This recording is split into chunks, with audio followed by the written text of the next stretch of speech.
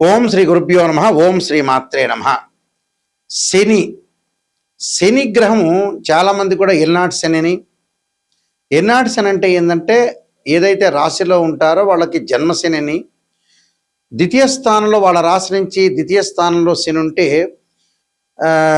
దాన్ని దాన్ని కూడా ఎల్నాటి శని అంటారు. అంటే ఏదైనా రాశిలో వాళ్ళ రాశిలో జన్మంలో ఉన్న, ద్వితీయంలో ఉన్న, వ్యయస్థానమైన 12వ స్థానంలో ఉంటే దాన్ని ఎల్నాటి శని అంటారు. వాళ్ళ రాశి దగ్గర నుంచి మనకి 8వ స్థానంలో ఉంటే అష్టమ శని అని, 4వ స్థానంలో ఉంటే అర్ధాష్టమ శని అని, అలానే 10వ స్థానంలో ఉంటే కంటక శని, పొంగు శని అంటారు. శని ఏంది? పనులలో కొంత ఆలస్యం జరగటం, ఆయు ప్రమాణం తగ్గటం, ఆరోగ్యపరంగా ఇబ్బందులు, చికాకులు, కోపాలు, ఏ పనులు జరగకుండా ఉండటం, దగ్గరికి వచ్చినట్టు వచ్చి పనులు, అవమానాలు, అనుమానాలు, గొడవలు, తగాదాలు, ధన నష్టము, ఆరోగ్యపరంగా ఇబ్బందులు, అంటే ఇలాంటివన్నీ కూడా చాలా డబ్బు పరంగా మోసపోవటం, ఇలాంటివన్నీ కూడా శని ద్వారా జరుగుతుంటుంది. అంటే శనిగ్రహం అనేది మన జాతకంలో బాగలేకపోయినా, గోచారీత్యా బాగలేకపోయినా ఇలాంటివన్నీ జరుగుతాయి. ఇప్పుడు శనిగ్రహము ప్రత్యేకంగా బుధుడి నక్షత్రంలోకి రాబోతుంది. అంటే శని మీనరాశిలో ఉన్నారు. మీనరాశిలో మే 17వ తారీఖు నుంచి శని రేవతి నక్షత్రమైన బుధుడి యొక్క నక్షత్రంలో ఉంటాడు. ఎప్పటి వరకు ఉంటాడు అంటే జూలై 27 వరకు ఉంటాడు. అంటే మే 15 నుంచి జూలై 27 వరకు శని రేవతి నక్షత్రమైన బుధుడి నక్షత్రంలో ఉండటం వల్ల ద్వాదశ రాశుల వాళ్ళకి ఎలాంటి ఫలితాలు జరగబోతున్నాయి అంటే శని బుధుడు మిత్రులు. అంటే ఒకళ్ళు శని గ్రహానికి బుధుడు మిత్రుడు అయితే బుధుడికి శని సముడు అవుతాడు. అంటే టోటల్గా ఇద్దరు కూడా మిత్రగ్రహాలే అని అర్థం.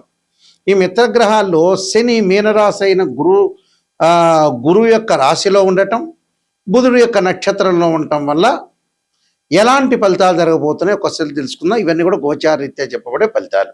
తులారాశి వారికి చతుర్థాధిపతి పంచమాధిపతి అయిన శని షష్టమ స్థానంలో ఉండి రేవతి నక్షత్రమైన బుధుడు నక్షత్రంలో ఉండటం వల్ల ఏ విధంగా జరగబోతుంది. 6వ స్థానంలో శని ఉండటం వల్ల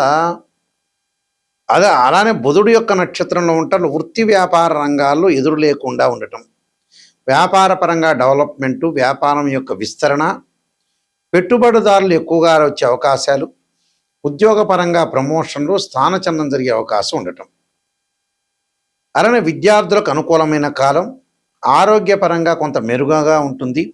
గతం కంటే కూడా మెరుగైన స్థితి వచ్చే అవకాశాలు, గౌరవ మర్యాదలు బాగా పెరిగే అవకాశాలు ఎక్కువ ఉంటుంది. శుభ కార్యక్రమాల నిర్వహణ, శుభ కార్యక్రమాల్లో పాల్గొనే అవకాశం ఉండటం, అంటే అన్నిటా విజయము, సర్వత్రా విజయం లభించటం జరిగే అవకాశాలు ఉంటాయి. సరైన ప్రణాళికా విధానంతో రూపొందించుకుంటారు. సరైన విధానంలో మార్గంలో వెళ్ళే అవకాశాలు కూడా బాగా ఎక్కువ ఉంటాయి. కాబట్టి ఇవన్నీ కూడా అనుకూలంగా ఉండే అవకాశాలు ఉంటాయి.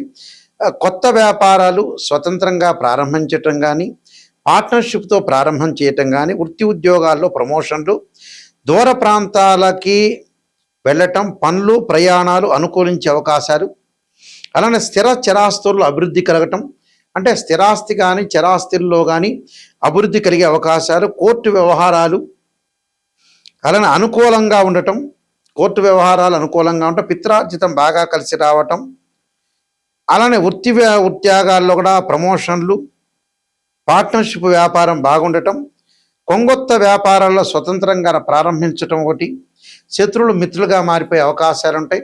దీర్ఘకాలిక వ్యాధులు తగ్గటము, ఆరోగ్యపరంగా మెరుగైన ఫలితాలు వచ్చే అవకాశం ఉంటుంది. అలానే విదేశాలకు వెళ్ళటం, విదేశాల్లో పెట్టుబడులు పెట్టడం, ఇక్కడ ఉన్న ఉద్యోగస్తులు ఎవరైతే ఉంటారో వాళ్ళు కంపెనీ త్రూ కూడా విదేశాలకు వెళ్ళే అవకాశాలు ఉంటాయి. కాబట్టి నేను చెప్పిన పరిహారాలు, నేను చెప్పబోయే పరిహారాలను మీరు పాటించండి, మీకు మంచి జరిగే అవకాశాలు ఉంటాయి. శని యొక్క దోషం ఉన్న వాళ్ళు ఖచ్చితంగా ఎల్నాటి శని కానీ జన్మ శనిలో ఉంటే ఏం చేయాలి? గోచారరీత్యా ఎవరికైనా సరే ప్రజెంట్ మీనరాశి వాళ్ళకి జన్మంలో శని ఉన్నాడు. ఒకవేళ వారి యొక్క జాతకంలో శని బాగలేకపోయినా, ఆ లగ్నం నుంచి శని మహర్దశ జరుగుతున్నా, శని అంతర్దశలు జరుగుతున్నా, విదిశ జరుగుతున్నా, ప్రాణదశ సూక్ష్మదశ జరుగుతున్న శని బాగలేకపోయిన వారి జాతకంలో కేవలం నాట్ ఓన్లీ ట్రాన్సిట్ సిస్టమ్ అంటే బర్త్ చార్ట్లో కూడా బాగలేకపోతే, అంటే బర్త్ చార్ట్లో బాగలేకపోయినా, గోచారరీత్యా బాగలేకపోయినా శని యొక్క దోషానికి పరిహారం చేసుకోవాలి. ఆ పరిహారాలు ఎలాంటి పరిహారాలు అంటే జన్మశనిలో గోచారరీత్యా ఉండి బర్త్ చార్ట్లో బాగలేకపోతే శని యొక్క స్తోత్ర పారణం చేయాలి. దక్షిణాకాళి యొక్క స్తోత్ర పారణాన్ని శనివారం చేయటం, నీలాంజన సమాభాసం రవిపుత్రేమాగ్రజం ఛాయామార్తాండ సంభూతం తం నమామి శనైశ్చరం అనే మంత్రం చక్కగా చదువుకోవాలి. నువ్వుల దానము, నల్లని వస్త్రాన్ని దానం చేయాలి. నల్లని మేకు, నల్లని వస్తువులు ఏదైతే సరే, నల్లని చెప్పులు, గొడుగు దానం చేయటం మంచిది. అలానే ఇక్కడ జాతకపరంగా ఇప్పుడు మేషరాశి వాళ్ళు ఉన్నారు. మేషరాశి వాళ్ళకి ఏ విధంగా ఉండబోతుంది అంటే మేషరాశిలో జన్మించిన వాళ్ళు కానీ, ద్వాదశ రాశుల్లో జన్మించిన వాళ్ళు కానీ, మేషరాశి వాళ్ళకి ఎలా ఉంటుంది? 12వ స్థానంలో శని ఉన్నాడు ఇప్పుడు ప్రజెంట్. 12వ స్థానంలో శని ఉంటే ఎలాంటి పరిహారం చేసుకోవాలి అంటే వాళ్ళు తప్పకుండా నల్లని ద్రాక్షారసంతో శనికి అభిషేకం చేయాలి. నీలాంజన సమాభాసం రవిపుత్రేమాగ్రజం ఛాయామార్తాండ సంభూతం తం నమామి శనైశ్చరమని నల్లని ద్రాక్షారసంతో అభిషేకం చేయాలి. చేయటం వల్ల శని యొక్క దోషం పోతుంది. అలానే కుంభరాశి వాళ్ళకి ద్వితీయ స్థానంలో శని ఉన్నాడు. కుంభరాశి వాళ్ళకి ద్వితీయ స్థానంలో శని ఉంటే ఏం చేయాలి అంటే శని జపం చేయటం, శనీశ్వరుడు యొక్క తిలలతో హోమం చేయాలి. హోమం చేయటం వల్ల కుటుంబ పరంగా ఉండే కలహాలు ఇలాంటివన్నీ తొలగిపోతాయి. ఆరోగ్యపరంగా ఇబ్బందులు తొలగిపోతాయి. అంటే కుంభము, మీనము, మేషరాశి వాళ్ళు ఇలాంటివి చేయాలని అర్థం. అలానే మిగతా రాశుల పరిస్థితి ఏంటి? మిగతా రాశుల వాళ్ళు ఎలాంటి ఫలితాన్ని చేయాలి అని అంటే ఇక్కడ అష్టమ స్థానాన్ని తీసుకుందాం. సింహరాశి వారికి ఏ విధంగా ఉండబోతుంది? సింహరాశి వాళ్ళకి అష్టమ స్థానం శని. వాళ్ళు తప్పకుండా శని జపం చేయటం, శని హోమం చేయటం, దాంతోపాటు నువ్వులతో చేసిన, నువ్వులు బెల్లం కలిసిన చేసిన ఉండల్ని తయారు చేసుకుని ప్రధాన అర్చకులకు ఇచ్చి అందరికీ కూడా భక్తులకు వితరణ చేయమని చెప్పాలి. దానివల్ల తొలగిపోతుంది. అలానే 4వ స్థానంలో శని ఎవరికి ఉన్నారు? ధనస్సు రాశి వాళ్ళకు ఉన్నారు. ధనస్సు రాశి వాళ్ళకి చతుర్థ స్థానంలో శని ఉండటం వల్ల వాళ్ళు ఖచ్చితంగా చేయాల్సింది ఏమిటి అని అంటే నువ్వులు దానం చేయటం, నల్లని వస్త్రము, నల్లని మేకు, నల్లని చెప్పులు, నల్లని గొడుగు దానం చేయాలి. శనికి అభిషేకం చేయాలి. ఎలాగా? నువ్వుల నూనెతోటి, తిలలతోటి అభిషేకం చేయాలి వాళ్ళు చేయాల్సింది. అంటే ఈ చతుర్థ స్థానంలో శని ఉన్నారు కాబట్టి ఈ విధంగా రెమెడీ చేయాలి. అలానే కంటక లేదా పొంగు స్థానం అన్నమ్మ అంటే వాళ్ళ రాశి దగ్గర నుంచి దశమ స్థానంలో శని ఉంటాం. ఎవరికి ఉంది దశమ స్థానంలో? మిథున రాశి వాళ్ళకు ఉంది. మిథున రాశి వాళ్ళకి దశమ స్థానంలో శని ఉండటం వల్ల వాళ్ళు చేయాల్సింది శనికి పంచామృతాలతోటి, పండ్ల రసంతో, చెరుకు రసంతో, నువ్వుల నూనెతోటి, తిలలతోటి అభిషేకం చేయాలి. వీలైతే హోమం చేసి నల్ల నువ్వులు, నల్ల వస్త్రాన్ని, నల్లని మేకుని, నల్లని గొడుగుని, నల్లని చెప్పులను దానం చేయాలి. అంటే కుంభరాశి వాళ్ళు, మీనరాశి వాళ్ళు, మేషరాశి వాళ్ళు, మిథున రాశి వాళ్ళు, సింహరాశి వాళ్ళు, ధనుస్సు రాశి వాళ్ళు దానం చేయాలి. మిగతా రాశుల వాళ్ళకి ఒకళ్ళ వ్యక్తిగతంగా వాళ్ళ బర్త్ చార్ట్లో జాతకపరంగా దోషం ఉంది అనుకుందాం.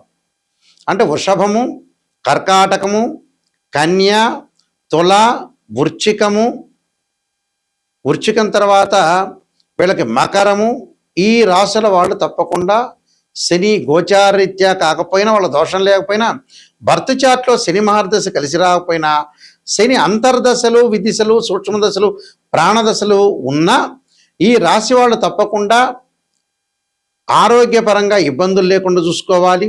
శని జపము, శని హోమము, నల్లని ద్రాక్షారసంతో అభిషేకము, నువ్వులతోటి, తిలలతోటి అభిషేకము, అలానే నువ్వులతో చేసిన ఉండలు, బెల్లం కలిపిన ఉండలు తయారు చేసుకుని ప్రధాన అర్చకులకు ఇచ్చి వితరణ చేయమని చెప్పాలి. అలానే ప్రతిరోజు కూడా శనివారం రోజున నీలాంజన సమాభాసం రవిపుత్రేమాగ్రజం ఛాయామార్తాండ సంభూతం తం నమామి శనైశ్చర మంత్రంతో పాటు శనికి అధిదేవతలు, ప్రత్యదేవత, అంతరిక్ష దేవత, అంతరిక్ష దేవత దక్షిణకాళి స్తోత్రాన్ని పారాయణం చేయాలి. అంటే ఆ పారాయణం చేయటం వల్ల మనకి మంచి జరిగే అవకాశాలు ఎక్కువ ఉంటాయి. అలానే ఆరోగ్యపరంగా ఇబ్బందులు కలుగుతున్న వాడు శరీరే జర్జరీభూతే వ్యాధిగ్రస్తే కళేబరి ఔషధం జాహ్నవీతోయం వైద్యో నారాయణ హరి మంత్రాన్ని చక్కగా చదువుకోవాలి. ఈ నియమాలు ఇవి పాటించండి. శనివారం రోజున ఉపవాసం చేయండి. వెంకటేశ్వర స్వామిని ఆరాధన చేయండి. వెంకటేశ్వర స్వామిని బియ్యపిండితో 2 దీపాలు పెట్టి చక్కగా ఆవు నెయ్యి వేయండి. ఆవు నెయ్యి వేసి 2 ఒత్తులు వేసి దీపారాధన చేయండి. దీపారాధన చేయటం వల్ల మనకు మంచి జరిగే అవకాశాలు ఉంటాయి.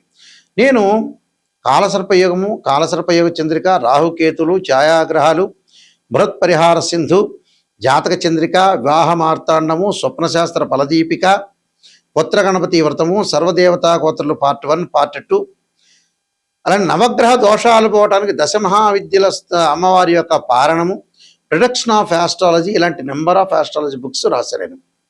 ఇవన్నీ కూడా రాజమండ్రి మోహన్ పబ్లికేషన్ దొరుకుతాయి, మా దగ్గర కూడా దొరుకుతాయి. జీవితంలో ఎప్పుడైనా సరే జాతకం తెలుసుకునేటప్పుడు నెగిటివ్ని ఫస్ట్ తెలుసుకోవాలి. నెగిటివ్ని తెలుసుకున్న తర్వాత నెగిటివ్ని మనం పాజిటివ్ చేసుకోవటం ఎలా అనేది ఆలోచన చేసి మనం ముందుకెళ్ళాలి. ఊరికే జాతకం చూపించుకున్నాం, ఏదో మమ్మల్ని పొగిడారా లేదా, మమ్మల్ని బ్రహ్మాండంగా అద్భుతంగా ఈ ఆస్ట్రాలజర్ పొగిడారని ఆలోచన చేయొద్దండి. నెగిటివ్ను తెలుసుకోవాలి. ఫస్ట్ మీలో పొగిడేది అవసరం లేదు. మీరు బాగున్నారంటే బాగున్నారే, కానీ మీ లోపం ఎక్కడుంది, లోపం ఎక్కడ జరుగుతుంది, ఆ లోపాన్ని మనం ఎలా సవరణ చేయాలి, ఏ దశలో బాగుంటుంది, ఏ దశలో అంతర్దశలో బాగుండబోతుందా, అసలు లైఫ్ లాంగ్ బాగుండకపోతుందా అనే దాన్ని బట్టే జాతకం అనేది ఉంటుంది. నెగిటివ్ను మనం తెలుసుకుంటే పాజిటివ్ అవుతుంది. అలానే ఇక్కడ కేవలం రాశిచక్రమే కాదు, సంతానం కలగట్లేదు అంటే ఒక మనిషికి రాశిచక్రాన్ని చూడాలి, భావచక్రాన్ని చూడాలి, సప్తమాంశ చక్రాన్ని చూడాలి. ఒక వృత్తిపరంగా ఇబ్బందులు కలుగుతుంది అని అంటే రాశిచక్రం చూడాలి, దశమాంశ చక్రం చూడాలి, భావచక్రం చూడాలి, దశలు అంతర్దశలు. ఒక అమ్మాయికి కానీ అబ్బాయికి కానీ వివాహం జరగలేదంటే రాశిచక్రము, నవాంశం, భావచక్రం, అలానే మనకి దశలో అంతర్దశ, ఇవన్నీ కూడా డివిజనబుల్ చార్ట్స్ అంటారు. మ్యాథమెటికల్ క్యాలిక్యులేషన్ వేసి డివిజనబుల్ చార్ట్స్లో మనం చూడాలి. అలానే ద్వాదశ భావాలను అనాలిసిస్ చేయాలి. తనుభావానికి రవేధిపతి, ద్వితీయ భావానికి గురువు, తృతీయ భావానికి కుజుడు, చతుర్థ భావానికి చంద్రుడు, పంచమ భావానికి గురువు, సోదర భావానికి కుజుడు, అలానే ఇక్కడ ఏదైతే సప్తమ భావానికి శుక్రుడు, ఇలాంటి ద్వాదశ భావాలు అంటే ద్వాదశ భావాధిపతులు వేరు, రాస్యాధిపతులు వేరు, ఆ గడిలో ఉన్న గ్రహము వేరు. భావాధిపతి అంటే ఎప్పుడైనా సరే ఓనర్ అని అర్థం. రాస్యాధిపతి అంటే బిల్డరు, బిల్డింగ్ కట్టించినవాడు. అలానే ఆ గ్రహం దానిలో ఉందంటే రెంటుగా ఆ వ్యక్తి ఆ గ్రహం ఉన్నట్టు అర్థం. అంటే రెంట్ అంటే ఆ గ్రహం మారిపోతూ ఉంటుంది గోచారరీత్యా. కాబట్టి ఏదైనా బర్త్ చార్ట్కి ట్రాన్సిట్ సిస్టానికి 2 తేడాలు ఉంటాయి. ట్రాన్సిట్ సిస్టమ్ ఎప్పుడు కూడా 20% జాగ్రత్తలు, సూచనలు, ఈ నెలలో ఎలా జారుతుండాలి, ఎప్పుడు ఎలా జారుతుండాలి, సూచనలు, గోచారం. బర్త్ చార్ట్ అంటే ఏమిటి, జీవితంలో ఒక చెట్టుకు వేళ్ళు ఉంటాయి చూసారా, ఆ వేళ్ళు బర్త్ చార్ట్. ఆ వేళ్ల పైన కాండం ఉంటుంది, కాండానికి కొమ్మలు ఉంటాయి, ఆ కొమ్మల దగ్గర ఆకులు ఉంటాయి, ఆకులు అనేవి గోచారం. ఆకులు అంటే ఏంటి, రైన్ సీజన్లో వస్తాయి, వింటర్ సీజన్లో అలానే ఉంటాయి, సమ్మర్ సీజన్లో కిందకి రాలిపోతుంటాయి. అంటే ఎప్పుడైనా మ్యాథమెటికల్ క్యాలిక్యులేషన్ వేసి డివిజనబుల్ చార్ట్ చూసి శని ఎక్కడున్నాడు, శని నీచ స్థానంలో ఉన్నాడా, ఉచ్చ స్థానంలో ఉన్నాడా, ఏ స్థానంలో ఉండబోతున్నాడు, ఏ స్థానంలో మంచిది అనేది మనం చూసుకొని జాతకరీత్యా క్లారిటీగా మనం ఒక డిక్లరేషన్కి రావాలి. జాతకంలో ఇలా ఉండబోతుంది తెలుసుకొని ముందుకెళ్తేనే మీకు మంచి జరుగుతుంది. అందువల్ల www.nayakanti.com కానీ .in కానీ చూడండి. స్క్రీన్ మీద స్క్రోలింగ్ అవుతున్న నెంబర్ నా దగ్గరికే వస్తుంది, నేనే మాట్లాడతాను, కన్సల్ట్ చేస్తాను. అందువల్ల ప్రతి విషయాన్ని కూడా కూలంకషంగా తెలుసుకోండి. నిజంగా తెలుసుకోవాల్సిన వాళ్ళు నెగిటివ్ తెలుసుకోవాలి, తెలుసుకుంటేనే మీకు మంచి జరిగే అవకాశం ఉంది. ఎవరైనా సరే నాకు ఫోన్ చేసేవాళ్ళు డాక్టర్ నాయకంటి మల్లికార్జున శర్మ ద్వారా బాగుపడాలి, నెగిటివ్ కూడా నేను తెలుసుకోవాలి, నిజాన్ని తెలుసుకోవాలి, సత్యాన్ని తెలుసుకోవాల్సిన వ్యక్తులు మాత్రమే నాకు ఫోన్ చేయండి. నా ద్వారా బాగుపడే వ్యక్తులు మాత్రమే నాకు ఫోన్ చేయండి దయచేసి. బాగుపడద్దు, పొగడండి అంటే వేరే జ్యోతిష్యుని సంప్రదించుకోండి. అదే క్లారిటీ నేను చెప్పేది మీకు. అందువల్ల జాతకాన్ని క్లియర్గా తెలుసుకుంటేనే మీకు మంచిది. లేకపోతే ఊరికే మీ టైం వేస్ట్, మీరు అడగటము వేస్ట్ అవుతుంది. అందువల్ల ఖచ్చితంగా ఇలాంటివన్నీ తెలుసుకోండి, ఒక అవగాహనకి రావాలి. ప్రజలైనా కూడా ఒక అవగాహనకి రావాలి, నిజాన్ని తెలుసుకోవడం చాలా మంచిది. నిజం అనేది నిప్పు లాంటిది. మీ అందరికీ కూడా పరమేశ్వరుడు యొక్క కరుణాకటాక్షం ఉండాలని ఆశిస్తూ సర్వే జనా సుఖినో భవంతు.